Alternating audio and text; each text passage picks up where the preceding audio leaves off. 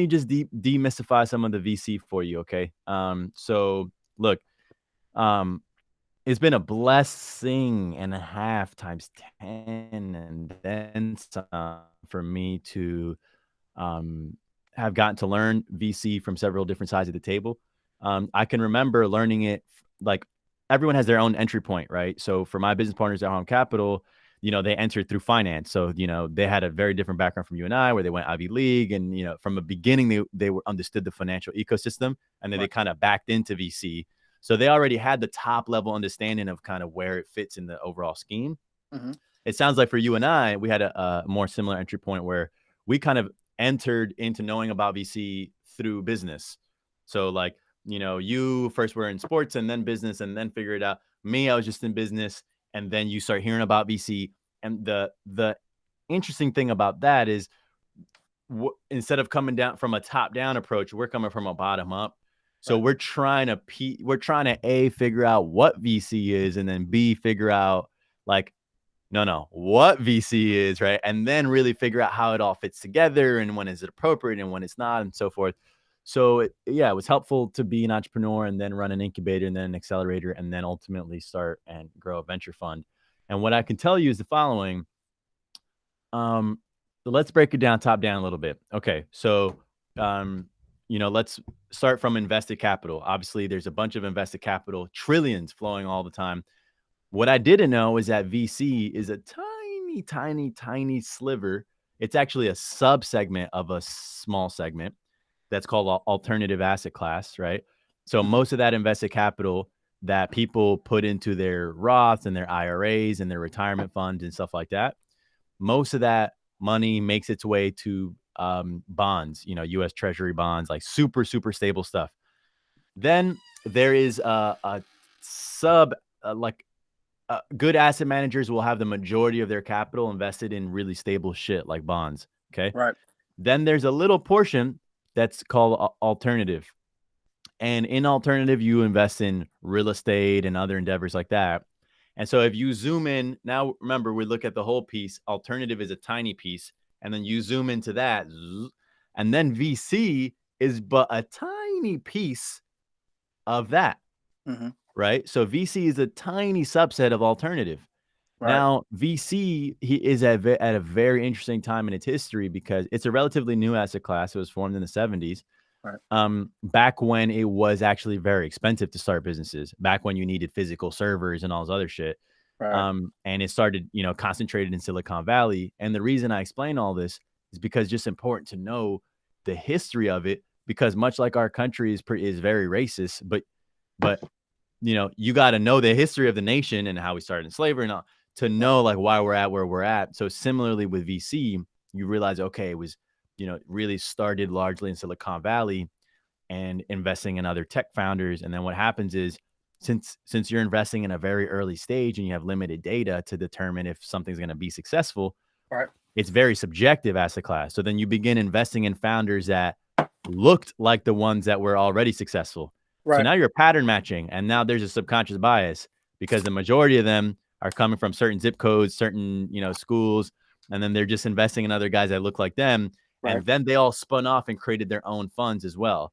And so now they have the large, what we call the marquee funds, like the big top dog funds, are all very concentrated in the Valley, Kleiner Perkins, Sequoia, this and that, whatever. Okay. Right. So now you have the history of VC, and you also have the context on where VC fits in relative to overall investment. Okay. And so remember, it belongs to the smallest subset, which is alternative. And then it's the smallest subset within that. Right. So the reason I point that out is because the following: the majority of your capital is going to be invested in something stable, but then you'd usually, because stable assets are going to generate pretty small returns. Right. So the job of an asset manager, though, is to, once you have all your shit taken care of, you're going to want a little piece, say, where you can get a big pop. Right. Okay. Keep that in mind. Okay. So now you're in real estate looking for that big pop, whatever. But then in venture, that's the riskiest subset of the riskiest subset. Right. So now you have asset managers in venture that they're not looking for modest businesses, franchises, shit like that. And so let me just start there. Like a lot of people that come to me and say, "Yo, I'm really trying to get some VC for my restaurant," like they're not understanding that that's not the capital for you. There's capital for you out there, but Right. that's not the right one Right. because VC, by its very nature, since it's so risky, is looking for massive outsized wins. Right. Okay. Now let's distill it even further. Okay. I'm just taking like 5, 6 years of learnings and trying to put it into 10, 20, 30 minutes. Yes, sir. So now we have the funds that are out there, they're operating. Okay. Mm-hmm. Now let me explain to you how a fund manager makes their money. This is something that entrepreneurs don't really have exposure to this knowledge. And so, you know, you don't know what the VC's motivation is. Right. So now Right. look, the VC makes their money in the following way. It's called 2 and 20. Okay. Right. So, Mm-hmm. yeah, sounds like you're familiar. So, Right. 2% of the total fund Mm-hmm. a year per year, right? 2% of the total fund annually. That's your management fee. You're not meant to get rich off of that. The 20 is where you get rich. 20% of the profits of that fund, that's yours to keep. Right. Right. So now, again, important to know that there's two types of partners in a venture capital fund. There's the GP, which is the general partner, and then there's Mm-hmm. the LPs, the limited partner. The GP's job, that's what I was in Harlem Capital. The GP's job, you're usually broke.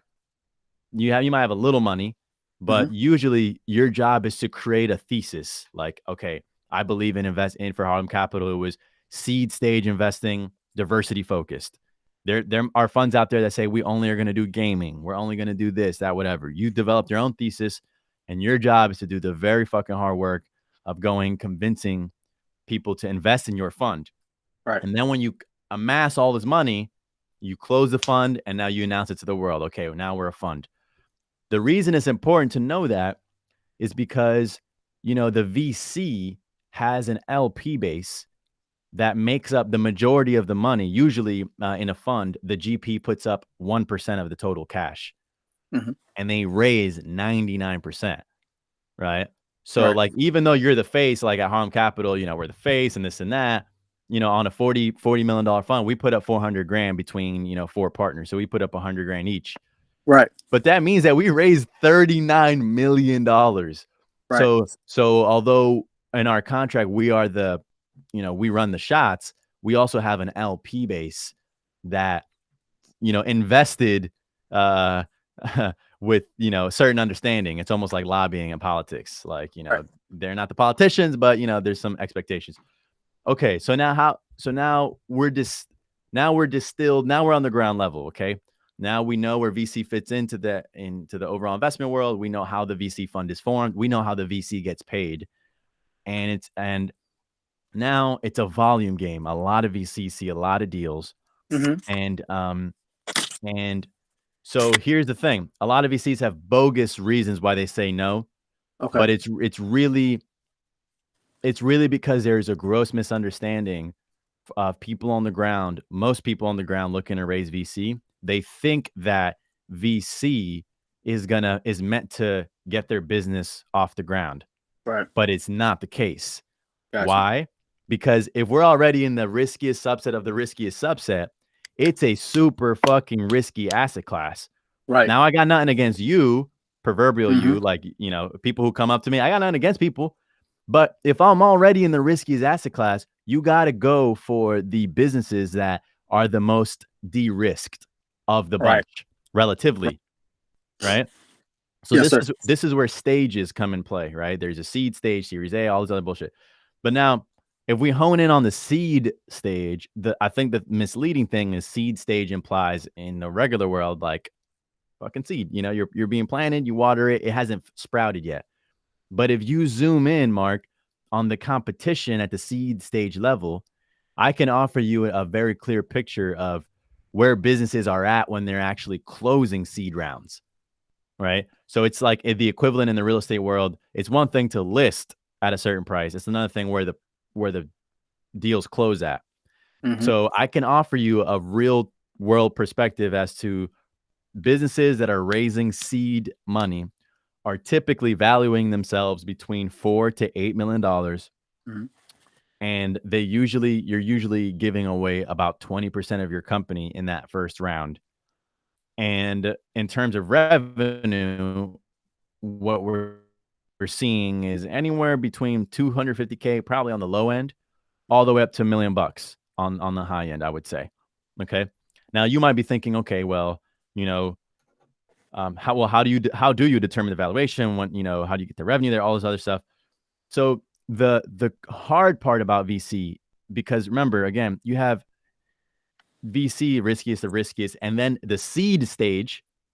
If we break, you know, riskiest of the riskiest, and then you take VC, then you go all the way down. So now the seed stage is the riskiest of the riskiest of the riskiest. Right, exactly. Right. And Yeah. so now your job as the entrepreneur is to create a vehicle that, relative to the other players, so to speak, you're more de-risked. It's like, you know, for the NFL draft, you know, you gotta, you know, ideally have less history of injuries. You got to excel in certain skills, but, you know, so on and so forth. So the entrepreneur at the seed stage has to do the same thing. And Right. you can create that narrative a number of ways, right?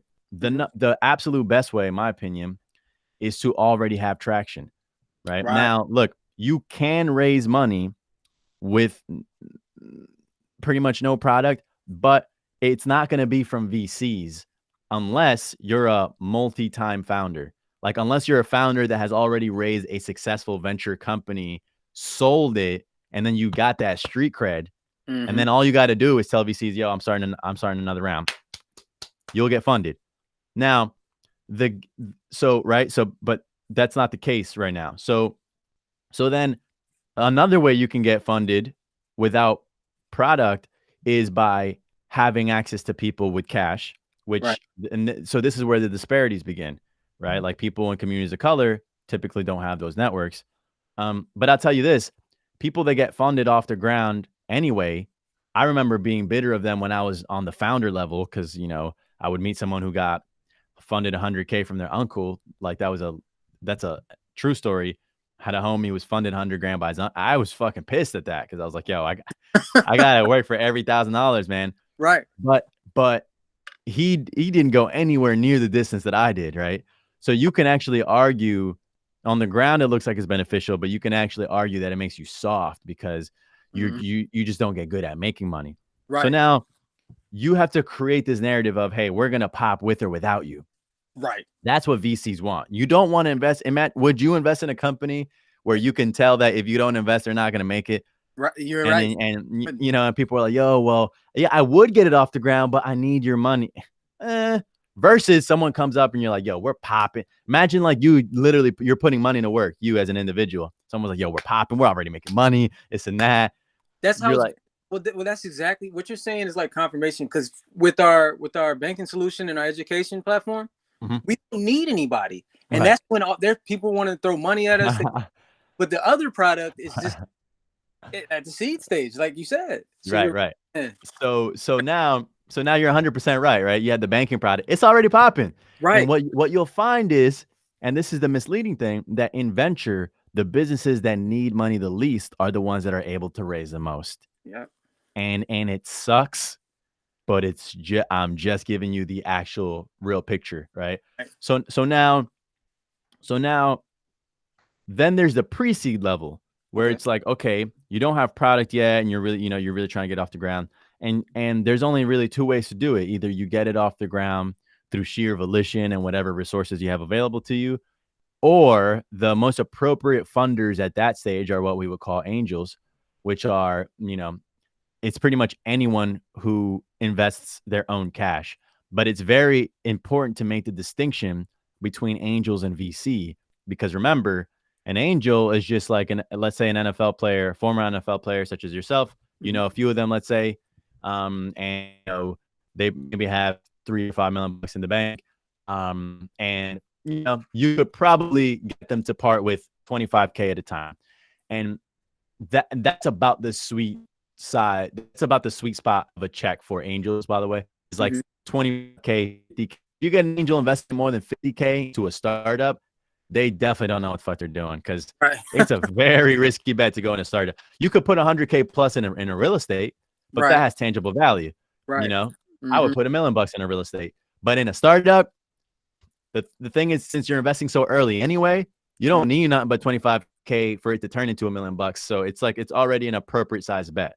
Right. So you might have access to angels or you might not, but you know, you take audit of your current situation with respect to your network and with respect to that particular business that you're looking to grow. And then here's what I would do, being you, if you really did want to pursue raising capital for this business, right?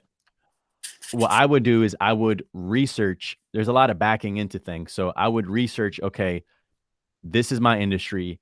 Let me find all the companies that raised a seed round.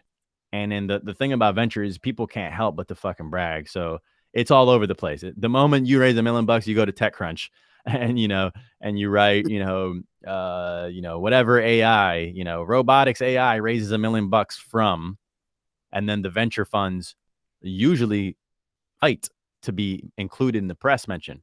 Right. Right. So now let's say you're able to identify 10 of these businesses in your space, in your exact category, that over the last year or two have raised a seed round. Then you create a little spreadsheet, and, you put name of the business, name of the founder, how much did they raise? Sometimes you'll see the valuation, sometimes you won't. But all you're doing is collecting data here. And then you can also write down who invested in each business. And trust me, the article will definitely have them listed. The round was led by such and such and such and such, and supported by bum, bum, bum, bum, bum. Right. So now, just by you doing that legwork, just from identifying 10 companies that have raised $1 million in your space, you've now discovered probably 30 to 50 VCs that have already self-selected themselves to be interested in your field. Okay. Right. Then all you got to do is go and find that company. You find it, and then you try to more or less use your judgment to ascertain where they're at in their development, how much staff, how far along in their product. Because what you'll find is that certain industries need more revenue to be to prove that it's going to work, right? And certain industries just need more product. So what do I mean by that? For instance, a food beverage company, there's pretty much nothing novel about it. There's no real IP, right? In like a drink. So that's a kind of industry where you need a lot of sales to prove that this is going to work, because it's such a capital intensive business, and you got to raise a lot of money because you got to get on shelves and produce physical goods. So that kind of business, when they raise their seed round, they're usually doing about $1 million to $2 million in revenue. And I only know that just because of a lot of, reps. But then when you enter into like something like cybersecurity, that is a little bit different, because it takes a little bit more time to build the product. It's harder to build. There's more encryption, there's more compliance and whatever. So my guess is, when you do, you'll corroborate this with your own research, but my guess is when you do the research, you'll be able to determine, okay, when companies raise their seed round in my industry, they're usually just at the point where, their product is either just launched, or maybe they have a contract, or maybe they're only making 100K in revenue, right? Because again, it's a more difficult industry. So investors understand that, it takes longer to build. So then the reason I'm having you back into it is because then you realize, okay, I'm here. The businesses that when they raise a seed round, they're here. Right. So all I need to do is to go from where I am now to where similar companies have been by the time they raise a seed round. Right. And the moment you start creeping up on that position, remember, those companies, they raise their rounds. So by the time you get to where they were when they raised the round, they're going to be ahead of you. And by the way, the narrative around that is, when people ask you, hey, well, what about these companies? They already raised $1 million. You say, yeah, well, it's early. It's still a land grab. And if anything, they're validating the interest in this space. Right. Right. So all you got to do is just get to the point where other companies were when they raised their round. Right. And that relieves a tremendous amount of pressure from you, because if they did it, you could do that shit too. Right. Right. So, you know, and that also answers your question too, because I haven't forgot the original root question was like, yo, how do I get to the VCs? Yes, sir. That also answers that question, because remember, from that research, you have a list of 30 to 50 VCs that already state that they invest in this field. Mm-hmm. Right. So by the time you're good and ready, you reach back out to them, and, you know, they usually have their stuff, their email listed right on their website.